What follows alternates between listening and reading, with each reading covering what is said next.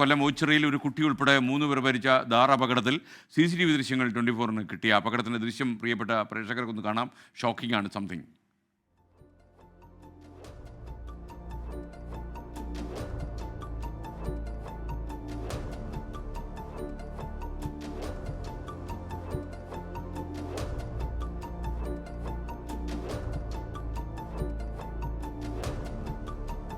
പ്രിയപ്പെട്ട പ്രേക്ഷകർക്ക് അറിയുന്നില്ല, ഈ ജീപ്പ് അതിവേഗത്തിൽ പോയി സൂപ്പർ ഫാസ്റ്റിൽ ഇടിക്കുന്ന ദൃശ്യമാണ് നിങ്ങൾ കണ്ടത്.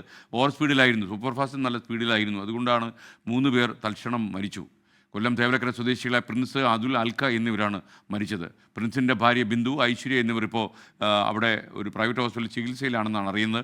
ഓച്ചിറയിൽ ഈ അപകടം നടന്ന സ്ഥലത്ത് ഇപ്പോൾ നമ്മുടെ പ്രതിനിധി അരുൺരാജ് ഉണ്ട്. അരുൺരാജ് വിവരങ്ങളുമായി ചേരുകയാണ്. അരുൺ, ഈ 2 വാഹനവും വളരെ വേഗത്തിലായിരുന്നു എന്ന് വേണമെങ്കിൽ പറയാം. ഈ ഡ്രൈവർ ഉറങ്ങിപ്പോയതാകാം ഈ അപകടത്തിന് കാരണമെന്നൊരു കണക്കൂട്ടലുണ്ട്. അത് പോലീസ് സ്ഥിരീകരിക്കുന്നുണ്ടോ? SK, ഈ അപകടത്തിന്റെ CCTV ദൃശ്യങ്ങളാണ് ഇപ്പോൾ പ്രേക്ഷകർക്ക് മുമ്പാകെ നമ്മൾ എത്തിച്ചിരിക്കുന്നത്. ഈ അപകടം ഈ കാറ് അമിത വേഗത്തിൽ വന്ന് KSRTC ബസ്സിന്റെ ഡ്രൈവർ പോർഷനിലേക്ക് ഇടിക്കുകയായിരുന്നു.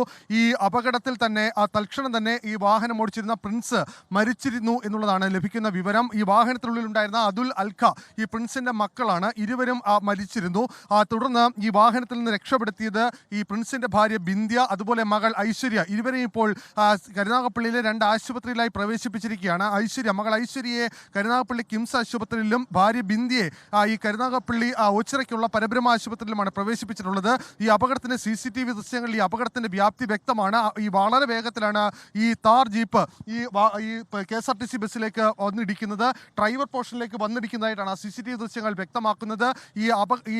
ഒരുപക്ഷെ താർ വാഹനമായതുകൊണ്ടാകാം ഈ അപകടത്തിന്റെ വ്യാപ്തി ഇത്രയെങ്കിലും കുറഞ്ഞത്. ഒരുപക്ഷെ അതല്ല, മറ്റൊരു വാഹനം, ഏതെങ്കിലും ചെറിയ വാഹനങ്ങളായിരുന്നുവെങ്കിൽ അപകടത്തിന്റെ തോത് കൂടുതൽ വർദ്ധിച്ചേനെ എന്നുള്ളതാണ് ഈ CCTV ദൃശ്യങ്ങളും നാട്ടുകാരും വ്യക്തമാക്കുന്നത്. എന്തായാലും ഈ വാഹനം വെട്ടിപ്പൊളിച്ചാണ് ഡ്രൈവറെ അടക്കം പുറത്തേക്കെടുക്കാൻ പോലീസിനും ഫയർഫോഴ്സിനും കഴിഞ്ഞത്. എന്തായാലും നിലവിൽ ഈ ഐശ്വര്യയുടെ ആരോഗ്യനില അടക്കമുള്ള കാര്യങ്ങളിൽ പോലീസിന്റെ ഭാഗത്തുനിന്ന് ഇപ്പോൾ നിരീക്ഷണം തുടരുകയാണ്. ഏതെങ്കിലും തരത്തിൽ അടിയന്തര ചികിത്സ മറ്റിടങ്ങളിലേക്ക് മാറ്റേണ്ടതുണ്ടെങ്കിൽ അതടക്കം നൽകാനും ഇപ്പോൾ തീരുമാനമെടുത്തിട്ടുണ്ട്. ഭാര്യ ബിന്ദിയുടെ ആരോഗ്യനില തൃപ്തികരമെന്ന് എന്നുള്ളതാണ് കമ്മീഷൻ അടക്കം സ്ഥലം സന്ദർശിച്ച ശേഷം വ്യക്തമാക്കുന്നത്. ഈ ദൃശ്യം ഇത് NH ആണ്.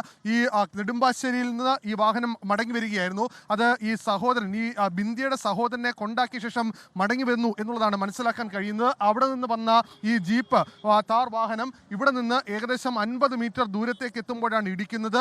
അവിടെ വെച്ച് KSRTC ബസ്സിന്റെ ഡ്രൈവർ പോർഷനിൽ ഇടിച്ചാണ് ഈ അപകടം ഉണ്ടാകുന്നത്. എന്തായാലും അപകടം നടന്നിരിക്കുന്നത് ഈ ജീപ്പിന്റെ ഡ്രൈവർ ഉറങ്ങിപ്പോയതാണ് എന്നുള്ളതാണ് പ്രാഥമികമായി മനസ്സിലാക്കുന്നത്. ഈ അപകടത്തിന്റെ ആഘാതത്തിൽ ഈ KSRTC ബസ്സിന്റെ ഈ ഡ്രൈവർ സൈഡിൽ ഉണ്ടായിരുന്ന ഈ വീലുകൾ അത് പൂർണ്ണമായും ഒടിഞ്ഞു മാറി ഇളകി മാറിയിരിക്കുന്ന അവസ്ഥയിലാണ്. എത്രത്തോളം വേഗതയിലാണ് ഈ വാഹനം ഇടിച്ചത് എന്ന് വ്യക്തമാക്കുന്നതാണ് ഈ ദൃശ്യങ്ങൾ. എന്തായാലും നിലവിൽ ഇപ്പോൾ സ്ഥലത്ത് നിന്ന് ഈ വാഹനം മാറ്റിയിട്ടുണ്ട്. ഈ CCTV ദൃശ്യങ്ങൾ ഈ അപകടത്തിന്റെ എത്രത്തോളം കാഠിന്യമായിരുന്നു, ഈ അപകടം എത്രത്തോളം വേഗതയിലാണ് ഈ വാഹനങ്ങൾ കൂട്ടിയിടിച്ചതെന്ന് കൂടി വ്യക്തമാക്കുന്നുണ്ട്. ഓക്കെ, വലിയ സങ്കടകരമായ വാർത്തയാണ് ഓച്ചിറയിൽ നിന്ന് വന്നത്. 3 പേർക്ക് ദാരുണ അന്ത്യമുണ്ടായ സംഭവമാണ് ഇന്ന് രാവിലെ ഉണ്ടായത്.